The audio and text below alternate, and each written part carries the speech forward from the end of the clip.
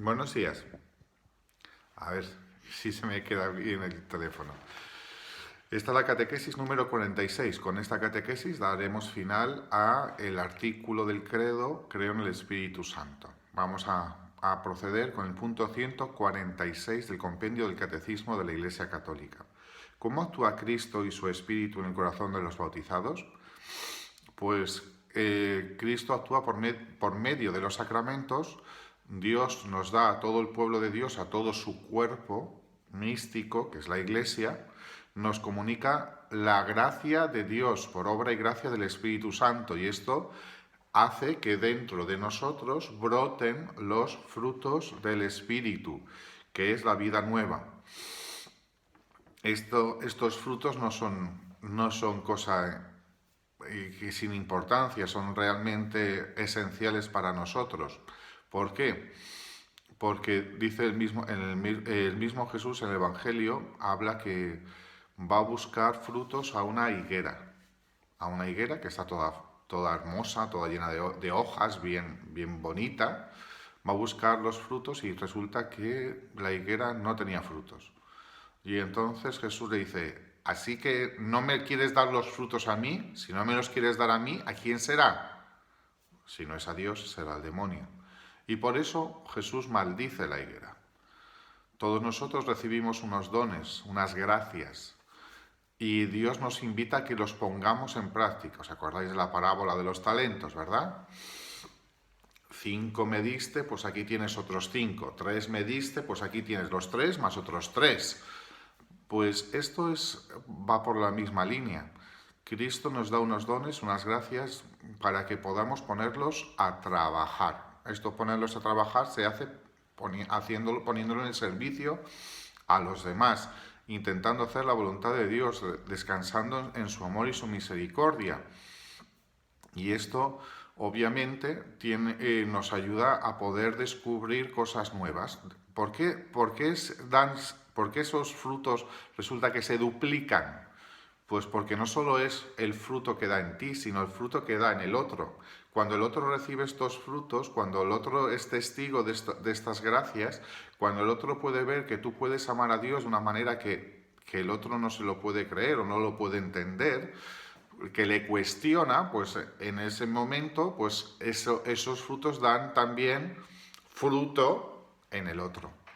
Y insisto, esto es algo muy bonito porque realmente nos está invitando a descubrir que los frutos del Espíritu Santo, que las gracias que Dios nos da, son algo maravilloso, pero insisto, para ponerlas en práctica. ¿Os acordáis que en esa misma parábola hay otro que decide enterrar la gracia, el espíritu, el don, el talento que Dios le había dado?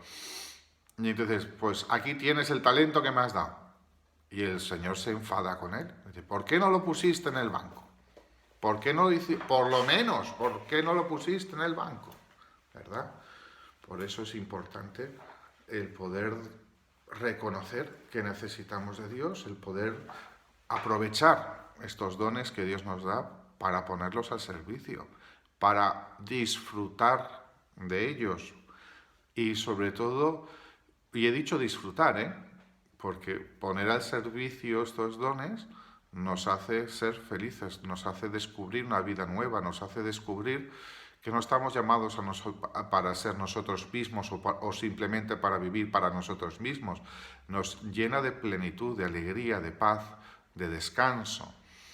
Por eso el Señor nos está invitando hoy a ponernos en marcha, por obra del Espíritu Santo, a pedirle al Señor que me ayude y me enseñe a poner en función, a trabajar esos dones y gracias que Dios me da. Y así podrán aparecer otras gracias y otros dones nuevos, fruto del Espíritu Santo. También dice este artículo que el Espíritu Santo finalmente es el maestro de la oración. ¿Cómo voy a vencer mis miedos si no es pidiendo al Señor que me ayude? ¿Cómo voy a vencer mis reticencias o salir de mi comodidad?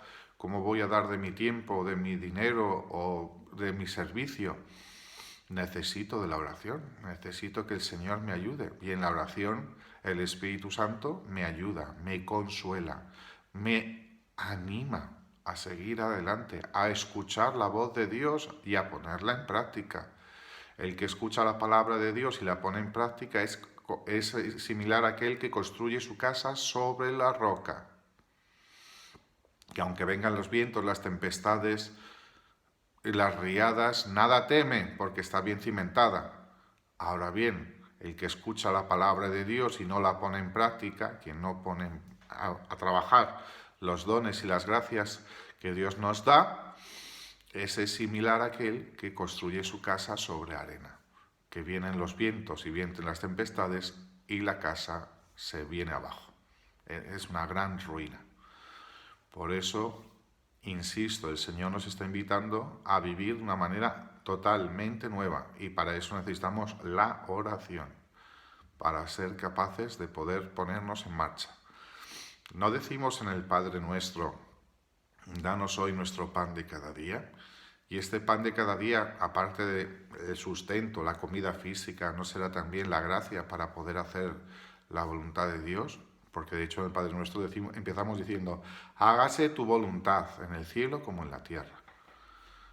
Pues si tiene que hacerse su voluntad, si nosotros tenemos que hacer su voluntad, necesitaremos que Él nos preste las fuerzas, nos dé su Espíritu Santo y nos empuje a poderlo hacer.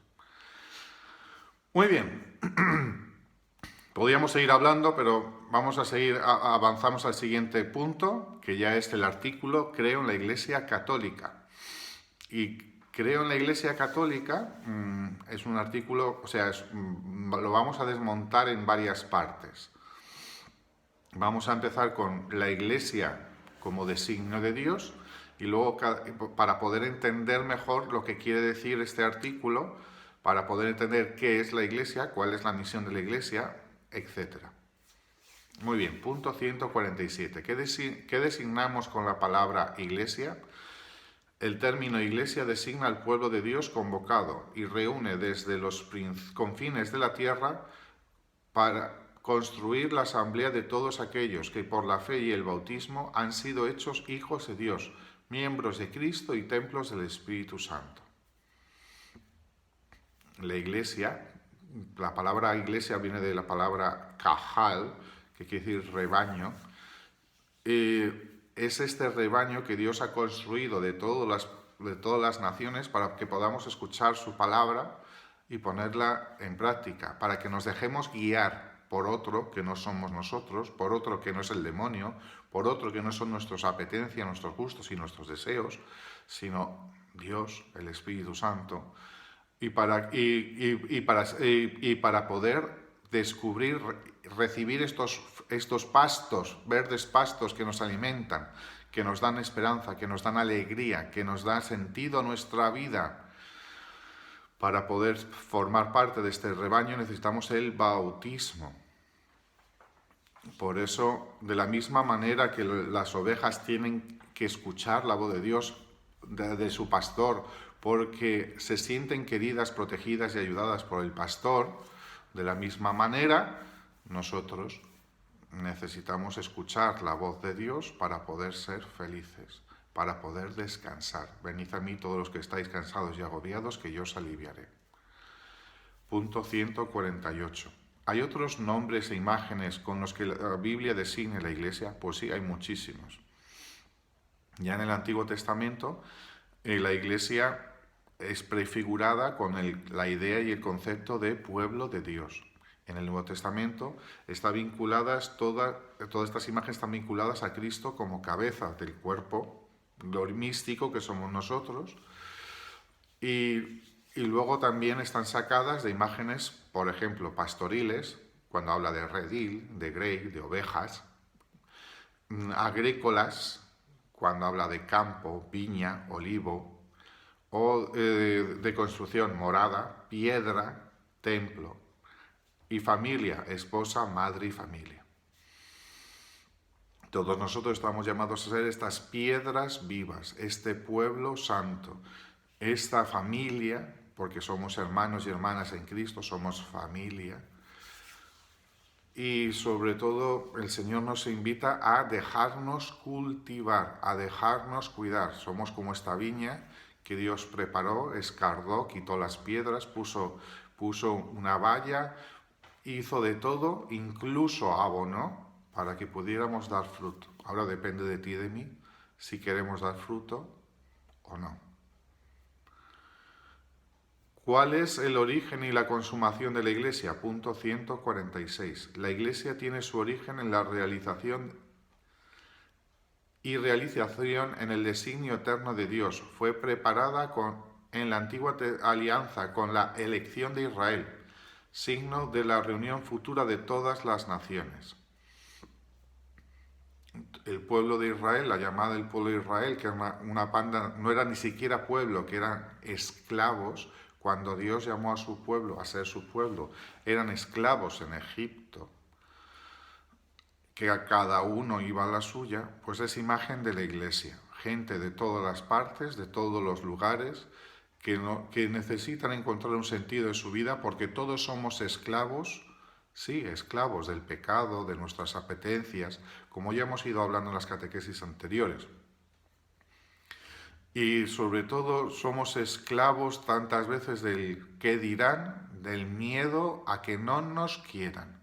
Y por eso hacemos lo que sea.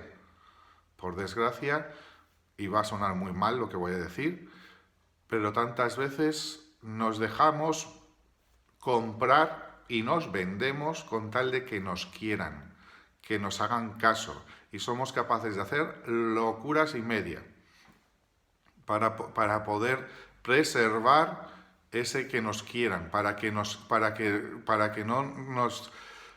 tengan en cuenta, para que no nos echen de lado. Bueno, se me ha acabado el tiempo. Allá mañana seguimos con lo que queda de este punto y seguimos adelante. Hasta luego.